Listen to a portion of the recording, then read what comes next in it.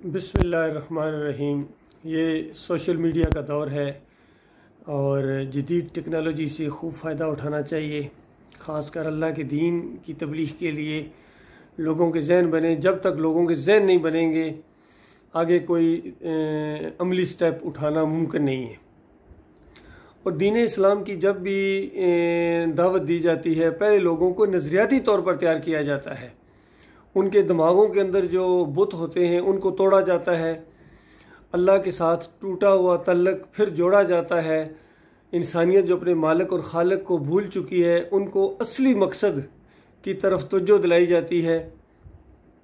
और जो इंसानियत को गलत रास्ते की तरफ रहनुमाई कर रहे हों या कर चुके हों उनकी निशानदेही की जाती है कि इनसे बचो, ये तुम्हारे दोस्त नहीं तुम्हारे दुश्मन हैं, ये रहनुमा नहीं ठग हैं, राज़न हैं, ये दीनदार नहीं बल्कि दुनियादार हैं। तो इस अंदाज से मैंने ये यूट्यूब चैनल बनाया है और अल्हम्दुलिल्लाह बहुत ही मौसर अंदाज से अकायद की बातें, दीन की बुनियादी तालीम मैं अपने भाइयों के सामने लाने की कोशिश कर रहा हूँ। और भी लोग हैं जो इस सिलसिले में काम कर रहे हैं और इस उम्मत की बर्बादी और इनकी खस्ता हाली पर कुड़ भी रहे हैं। अगरचे वो दुनियावी लिहाज से चीज़ों को लेते हैं और दुनियावी लिहाज से, कौमी लिहाज से उनकी गैरत और कभी कभी दीनी कचौके भी लगाते हैं, लेकिन खोल कर बात बयान करना शायद वो हिकमत अमली के ख़िलाफ़ समझते हैं या उनके बस की बात नहीं, ये इनकी फील्ड नहीं। लिहाजा मैं तो खोल के बयान करूँगा क्योंकि अल्लाह का एक ज़बरदस्त हुक्म मौजूद है जिसके ऊपर मेरा पूरा भरोसा है। फसदा बिमा तोमर वारिज अलल मुशरिकीन, कि खोल कर बयान कीजिए, फाड़ कर बयान कीजिए ताकि लोगों को बात समझ में आए। और ज़्यादा से ज़्यादा जो शैतान दिल में कचौके लगा सकता है या डरा सकता है वो इंसानों से कि ये तुम्हें मार देंगे, ये तुम्हें कैद कर देंगे, ये तुम्हें इलाके से निकाल देंगे, ये तुम्हारे खिलाफ हो जाएंगे। तो इसका जवाब दिया अल्लाह ताला ने कि इंसानों से मैं तुम्हें बचाऊंगा। ये नबी अलैहिस्सलाम को कहा जा रहा था और क़यामत तक के लिए एक दाई के लिए इसमें बहुत बड़ा सबक है और बहुत बड़ी इसमें अल्लाह की तरफ से मदद है और हौसला है कि अल्लाह हमारा हामी और नासिर है। वही अल्लाह जो नूह अलैहिस्सलाम की पुष्टपनाही कर रहा था, जिसने इब्राहीम अलैहिस्सलाम को आग से बचाया, जिसने यूनुस अलैहिस्सलाम को मछली के पेट से निकाला सलामत, जिसने अयूब अलैहिस्सलाम को बीमारी से शफा दी, जिसने मूसा अलैहिस्सलाम को दरिया से रास्ता या समुंदर से रास्ता दिया जब सारे रास्ते बंद हो चुके थे, और जिसने ईसा अलैहिस्सलाम को जिंदा ऊपर उठा लिया जब लोगों ने उनकी मौत का फैसला कर दिया था और मारने लगे थे, अल्लाह ने अपनी कुदरत से उनको आसमानों के ऊपर जिंदा उठा लिया। और वो अल्लाह जिसने मोहम्मद सल्लल्लाहु अलैहि वसल्लम की निगहबानी की और उनकी हिफाजत फरमाई। गार के अंदर जब पनाह ली तो ये ढूंढने वाले गार के दाने तक आ गए और अबू बकर सिद्दीक के मुंह से निकल गया कि या रसूल अल्लाह, अगर ये नीचे अपनी पाँव की तरफ से देखें तो यकीनन हमें देख लेंगे। और नबी अलैहिस्सलाम ने फरमाया अल्लाह ताज़न इन अल्लाह माना, और ज़रा गम ना करो, ज़रा परेशानी नहीं होनी चाहिए, अल्लाह हमारे साथ है।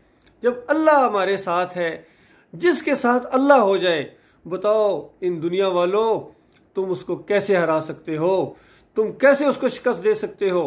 लिहाजा इस ईमान खालिस के मामले में, इस तबलीग के मामले में जो है नाकामी का गुजर ही नहीं है। ये बाजी ईमान की बाजी है, ये बाजी ईमान की बाजी है। शिर्क करने वालों, ये बाजी तुम ही हारोगे, ये बाजी तुम हार जाओगे। दुनिया में भी जिल्लत और ख्वारी और आखिरत में भी बर्बादी आएगी। लिहाजा कुछ और चैनल है जिस तरह मैंने जिक्र किया कि हकीकत टीवी वाले बहुत अच्छे अंदाज से बात को बयान करते हैं, अगरचे वो कुछ ज़्यादा ज़रूरत से ज़्यादा अपलोड करते हैं। बहरहाल भाई उनका अपना पेशा भी है, अल्लाह बेहतर जानता है। और वो इस कौम को झंझोड़ने की कोशिश करते हैं और इनकी दीनी और कभी दुनियावी गैरत को भी जगाने की कोशिश करते हैं और काफ़ी तजज़िये उनके हकीकत के ऊपर मबनी होते हैं और पूरी तरह वो बयान करते हैं। फिर इमरान खान रियाज, इनका चैनल भी अच्छा है, इसके ऊपर भी ये काफ़ी चीज़ें बयान करते हैं। औरिया खान, औरिया जान मकबूल, ये भी काफ़ी उम्मत का दुखड़ा रोते रहते हैं, बल्कि आखिरी वीडियो में तो उन्होंने रोना शुरू कर दिया और बेबसी और लाचारगी की इनकी इंतहा देखी जा रही थी। और सूरह तौबा की वो आयत पढ़ी इन्होंने जिसमें ये बताया गया है, ए ईमानदारों, अगर तुम्हारे बाप, तुम्हारे बेटे, तुम्हारी बीवियां, तुम्हारे अजीज़ो अकारब और तुम्हारे कारोबार जिनके मंदा पड़ जाने का तुमको खौफ लगा रहता है, और तुम्हारे वो घर जो तुमने बड़े शौक से बनाए हैं रहने के लिए, वो तुम्हें अल्लाह और अल्लाह के रसूल के रास्ते में जहाज से अजीज तर हैं, तो फिर इंतज़ार करो। और अल्लाह फासिकों को हदायत नहीं दिया करता। यहाँ फासिक खालिस काफर और मुशरिक के मानों में आया है। इस तरह सूरह अल-माइदा के अंदर 3 दफ़ा ये आयत दोहराई गई है और 3 अल्फाज आए हैं। एक में कहा गया जो अल्लाह के कानून के मुताबिक फ़ैसला न करें वही काफिर हैं, जो अल्लाह के कानून के मुताबिक फ़ैसला न करें वही जालिम हैं, और जो अल्लाह के कानून के मुताबिक फ़ैसला न करें वही फासिक हैं। तो यहाँ 3 लफ्ज़ आए हैं, ये खालिस बेदीनों के लिए और ऐसे लोगों के लिए जो हमेशा की आग के अंदर रहेंगे। क्योंकि अल्लाह का दीन दुनिया में नाफिज होना है। जब तक आप उसको नाफिज नहीं करते हो, तो रात वालों को और अंजील वालों को यही कहा गया था कि तुम किसी असल पर ही नहीं हो, तुम्हारी कोई बुनियाद ही नहीं है, तुम्हारी कोई हैसियत ही नहीं है जब तक तुम तौरात और अंजील को नाफिज ना करो अपनी जिंदगियों के ऊपर। तो क्या ये हुक्म कुरान वालों के ऊपर नहीं है? तुम कुरान को अगर नाफिज नहीं करोगे तो फिर उसके बाद तुम्हारा क्या तल्लक है दीन के साथ और अल्लाह के साथ? इस अंदाज से जोर दिया गया। तो मैं यहाँ इनकी ये इस्लाह करना चाहता हूँ इन सब भाइयों की, ये जो इस तरह बयान करते हैं कि देखो औरिया मकबूल जान साहब, ये कहा किसको गया है? या अय्युहल्लज़ीना आमनू कहा गया है, ये मोमिनों को कहा गया था। उस दौर में जो ईमान खालिस कर चुके थे, उस माहौल के ऊपर ये बात फिट की गई थी कि अगर तुम अल्लाह के रास्ते में जहाद नहीं करते हो तो गोया तुम अल्लाह की निगाह में मुर्तद हो, तुम छोड़ दो दीन को, ये तुम्हारे लिए ज्यादा बेहतर है और इस्लाम के लिए भी ज्यादा बेहतर है। और इस तरीके से मोमिनों को कहा जा रहा था। अब आप इनको कह रहे हैं, वो आयत इनके ऊपर फिट करना चाह रहे हैं कि जहाद करो, चादरें चढ़ाने वालों, उर्स और मेले करने वालों, 11वीं और 12वीं के जश्न मनाने वालों, या अली मदद और या रसूल मदद के नारे लगाने वालों, तुम जहाद करो अल्लाह के रास्ते में, इनको कह रहे हो। इनके ऊपर कोई चीज फर्ज नहीं है अल्लाह की तरफ से, याद रखना। इनके ऊपर एक ही चीज फर्ज है, वो जहन्नम का उबलता हुआ लावा है। अगर ये तौबा ना करें तो पहले इनको तौबा की दावत दी जाए। इसी तरह हमारे इमरान रियाज खान एक दफा किसी को जवाब दे रहे थे कि यहाँ तो सुन्नी शिया का कोई मसला ही कोई नहीं है।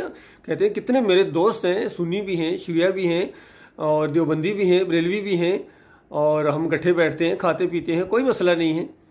तो कोई मसला वाकई नहीं होगा आपके नजदीक? जब आप ईमान खालिस की दावत उठाएंगे ना, उसी मजमे के अंदर जब खाना खा रहे होंगे या खाने से पहले अगर आप कहेंगे कि या अली मदद कहना शिरक है, या रसूल मदद कहना शिरक है, तो वो जो आपका शिया दोस्त है ना, वो प्लेट उठा के मारेगा आपको, और जो सुन्नी दोस्त है वो कुर्सी उठा के मारेगा आपको। फिर आपको पता चलेगा कोई मसला है या कोई मसला नहीं है। ये बहुत बड़ा मसला है। ये कोई सुन्नी शिया का या मसलक परस्ती और इस तरह का मामला नहीं है, ये ईमान और अकीदे का मसला है, ये तौहीद और शिर्क का मामला है। तो इसी वजह से तो अल्लाह के अजाब आ रहे हैं। ये फिरका बंदी, ये मसलक परस्ती, ये बहुत बड़ा अजाब है। और ये जो क्या नाम है, सियासी ग्रोह पार्टियां बदली कर करके आते हैं, ये भी अल्लाह के अजाब है आपके ऊपर, कौम के लोगों। बल्कि जरदारी साहब ने तो एक दफा साफ कह दिया था, उसने कहा मैं तुम्हारे ऊपर अल्लाह का अजाब बनकर आया हूं। तो ये अल्लाह के अजाब बनकर आए हैं तुम्हारे ऊपर। चाहे इमरान खान साहब हूं, ये भी अल्लाह का अजाब बन कर आए हैं। बर्दाश्त करो, इस तरह रोने और चीखने चलाने से कुछ नहीं होता है। तौबा इस्तगफार करो, माफी मांगो अपने मालिक और खालिक से, शिर्क से तौबा करो, ईमान खालिस की तरफ आ जाओ। फिर तो जब तुम मोमिन बन जाओगे तो अल्लाह का वादा पूरा होगा, व अंतुमुल आलाउना इन कुंतुम मोमिनीन, तुम्हारा सर बुलंद रहेगा। अभी जो जिल्लत के साथ झुका हुआ है ना, ये बुलंद हो जाएगा, फिर ऊपर उठेगा। इन कुंतुम मोमिनीन, अगर तुम मोमिन बन जाओ, और तुम्हारे ऊपर अल्लाह ताला मोमिन और साले क़यादत लाएगा। तुम्हारे कायदीन ऐसे आएंगे जो अल्लाह से डरने वाले होंगे, ईमान खालिस के ऊपर होंगे, तुम्हारे लिए दुआएं करेंगे, तुम उनके लिए दुआएं करोगे। अब उल्ट मसला है।